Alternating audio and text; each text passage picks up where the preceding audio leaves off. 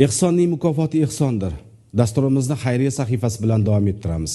Bir necha yil oldin 59 yoshli oila boquvchisining bosh miyasida o'simta borligi aniqlangan edi. Shundan keyin murakkab jarrohlik amaliyoti o'tkazilgan. Biroq bemor xastalikdan butunlay xalos bo'lmagan va hozirgi kunga qadar muntazam muolajalar olib keladi.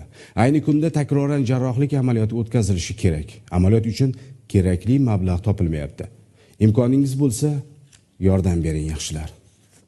Vohid oilada yolg'iz boquvchiligi uchun ham bir vaqtning o'zida dadasining muolajalarini olishiga, undan tashqari ro'zg'orga pul topishga qiynalib qolgan. O'qishidan tashqari ishlaydi va qo'shimcha daromad topishga harakat qiladi. Lekin jarrohlik amaliyoti va chuqurlashtirilgan tekshiruvlar uchun mablag' yig'ishga imkon topolmaydi. O'pkasida hozir o'simta rivojlanib kelibdi degan. Buni srochni Turkiyaga, Hindiston davlatiga olib bormasak bo'lmaydi ekan. Operatsiyasiga 40 ming, 42 ming dollar pul kerak ekan. Umrzoq aka jiddiy kasallik sabab xotirasini yo'qotgan, oila a'zolarini deyarli tanimaydi. Dadasining holatidan esa farzandlari tushkunlikka tushgan. Shuning uchun ham ular imkon qadar tezroq jarrohlik amaliyotini o'tkazishni istaydi. Qo'llaringdan kelgancha iltimos yordam beringlar. Xudo xolisa ehson qiluvchilardan bo'laylik biz ham. Hammaga rahmat. Motorol Nazirov, Asilbek Olimov, Hudud informatsion dasturi uchun.